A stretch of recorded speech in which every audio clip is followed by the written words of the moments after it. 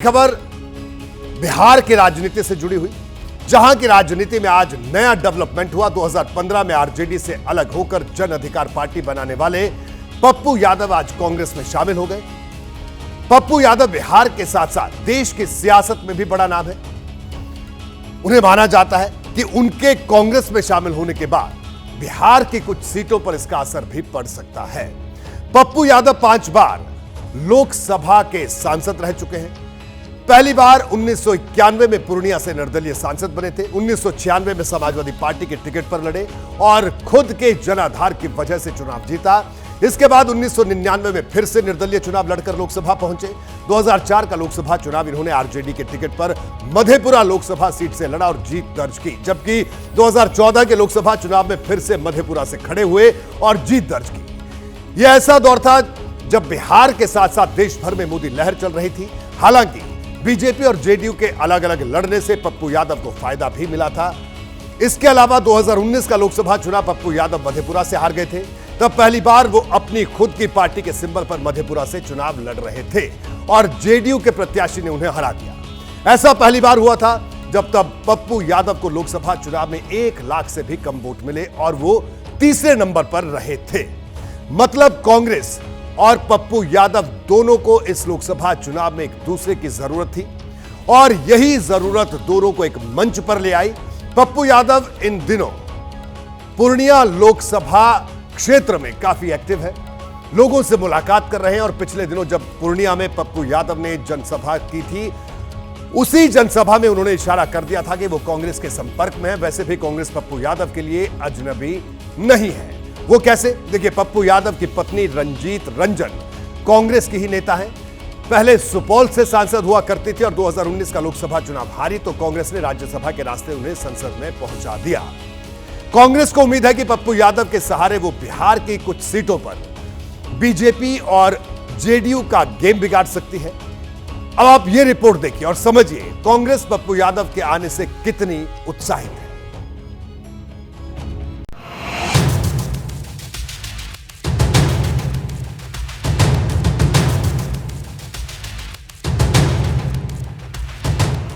दिल्ली के कांग्रेस मुख्यालय में पार्टी के नेताओं का हंसता मुस्कुराता चेहरा बताता है कि बिहार के सीमांचल की कुछ सीटों पर उम्मीद की किरण जग गई है।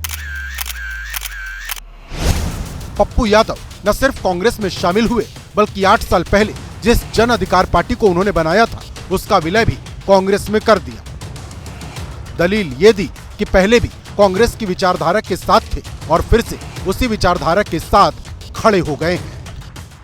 हमारी पार्टी सेवा, न्याय और संघर्ष के लिए जानी जाती है। कांग्रेस की विचारधारा हमें हमेशा एक मजबूत ऊर्जा देती रही है। इस दुनिया के सबसे संघर्षशील व्यक्ति आदरणीय राहुल गांधी जी और एक हमारी जो सबसे ज्यादा जिसको मैं लाइक करता हूं आदरणीय प्रियंका जी, उनका ब्लेसिंग और उनका ट्रस्ट मेरे लिए कांग्रेस में काफी है।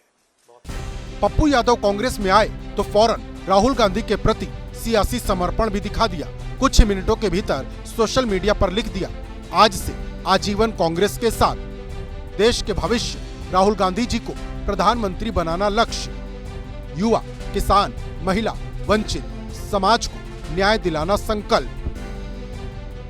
कांग्रेस बैठ भी जाए ना तो इस ताकतवर लोगों से सर्वश्रेष्ठ है, सर्वोत्तम है। हम लोग मिलकर 24 भी जीतेंगे और 25 तो जीतेंगे ही जीतेंगे। लोकसभा चुनाव से पहले वैसे तो हर दिन बिहार में कोई ना कोई राजनीतिक घटना हो रही है और पप्पू यादव का कांग्रेस में शामिल होना इसी का नया अध्याय है। पप्पू यादव को कांग्रेस बिहार का इतना बड़ा नेता मानती है कि उन्हें शामिल कराते वक्त पार्टी प्रवक्ता पवन खेड़ा ने कहा कि ये कोई साधारण विलय नहीं बल्कि ऐतिहासिक विलय है। ये विलय कोई साधारण विलय नहीं, ये एक ऐतिहासिक विलय है। पप्पू यादव कोई बड़ा फैसला लेने वाले हैं, इसके संकेत मंगलवार से ही मिलने लगे थे। शाम ढलते ही पटना में राबड़ी आवास पर लालू यादव और तेजस्वी यादव से पप्पू यादव ने मुलाकात की और पूर्णिया लोकसभा सीट का जिक्र कर ये भी मैसेज दे दिया कि इस बार वो कांग्रेस के टिकट पर पूर्णिया से ही लोकसभा चुनाव लड़ सकते हैं। मेरी लाइफ लाइन है पूर्णिया और मेरा खून है। पप्पू यादव को पार्टी में शामिल कराकर कांग्रेस भले ही मजबूती के साथ चुनाव लड़ने की बात कहे, लेकिन मौजूदा वक्त में वो ऐसी स्थिति में खड़ी है जहां महागठबंधन में अभी तक सीटों का बंटवारा ही नहीं हुआ। उधर बीजेपी का दावा है कांग्रेस चाहे जिसे साथ ले आए 40 की 40 सीट एनडीए ही जीतेगी। महागठबंधन के लोग नेचुरल अलायंस नहीं है और इन लोगों के अपने अपने हिडन एजेंडा है, अपना अपना स्वार्थ है।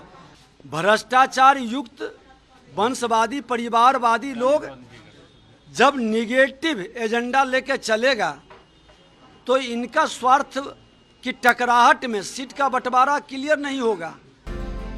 पप्पू यादव कांग्रेस में आए लेकिन अपने साथ एक बड़ा सवाल भी ले आए। उनके आने से बिहार में कांग्रेस मजबूत होगी या आपसी कलह का नया चैप्टर खुलेगा? क्योंकि जब पप्पू यादव कांग्रेस मुख्यालय पहुंचे थे तो बिहार कांग्रेस के प्रभारी मोहन प्रकाश मौजूद थे, कांग्रेस के सीएलपी नेता शकील खान थे, लेकिन बिहार कांग्रेस के अध्यक्ष अखिलेश प्रसाद सिंह वहां मौजूद नहीं थे। खास बात यह है कि अखिलेश प्रसाद सिंह आज दिल्ली में ही थे। यहां तक कि अखिलेश प्रसाद सिंह ने सोशल मीडिया पर पप्पू यादव को लेकर कोई भी बात नहीं लिखी। अब माना यही जा रहा कि पप्पू यादव के कांग्रेस में शामिल होने से बिहार कांग्रेस के अध्यक्ष नाराज हैं। देखिए, अगर अखिलेश प्रसाद सिंह पप्पू यादव को लेकर नाराज हैं, क्योंकि ना तो अखिलेश प्रसाद सिंह की तरफ से कोई प्रतिक्रिया दिखाई दी और ना ही पप्पू यादव ने प्रेस कॉन्फ्रेंस के दौरान बिहार कांग्रेस के अध्यक्ष का नाम लिया। अगर यह मनमुटाव ज्यादा बढ़ा तो वाकई ये बिहार में कांग्रेस के लिए बिल्कुल भी अच्छे संकेत नहीं है। अब मैं आपको बताता हूं कि पप्पू यादव को कांग्रेस में शामिल कराने के पीछे किसकी अहम भूमिका रही। दरअसल पप्पू यादव को कांग्रेस में लाने के पीछे कांग्रेस महासचिव प्रियंका गांधी है। उन्होंने पहले पप्पू यादव से बात की और फिर महागठबंधन के बाकी दलों को भरोसे में लिया। इसी के बाद पप्पू यादव को कांग्रेस में शामिल कराने की पटकथा लिखी गई। मुझे यह भी पता चला है कि लालू यादव और तेजस्वी यादव पप्पू यादव के कांग्रेस में शामिल होने से पहले खुश नहीं थे, लेकिन प्रियंका गांधी के दखल के बाद यह पेचीदगी भी दूर हो गई। यही वजह रही कि कांग्रेस में शामिल होने से पहले पप्पू यादव ने मंगलवार की शाम को लालू यादव और तेजस्वी यादव से मुलाकात की थी। मुलाकात के बाद उन्होंने लालू यादव के परिवार से खुद का भावनात्मक रिश्ता भी जोड़ा था। बहन प्रियंका जी, जिन्होंने बहुत मजबूती के साथ हमें हिम्मत दी और उन्होंने कहा कि जस्ट यू ज्वाइन, ये मेरे लिए इससे बड़ी बात कुछ नहीं हो सकती थी। मैं कांग्रेस के लिए बिहार में सशक्त मजबूती के साथ संघर्ष भी करूंगा और मजबूत पार्टी बनाने में हमेशा पूरी तन्मयता के साथ कांग्रेस के लिए काम करूंगा। जब तक नीतीश कुमार इंडिया गठबंधन में शामिल थे तब तक कांग्रेस और आरजेडी इस राज्य में खुद को बहुत ज्यादा मजबूत मान रही थी, लेकिन जैसे ही नीतीश कुमार वापस एनडीए में चले गए तो बिहार का राजनीतिक माहौल 360 डिग्री बदल गया। अब इंडिया गठबंधन एक एक सीट पर नए सिरे से काम कर रहा है और बिहार में ज्यादा से ज्यादा सीटों को जीतने की रणनीति भी बना रहा है।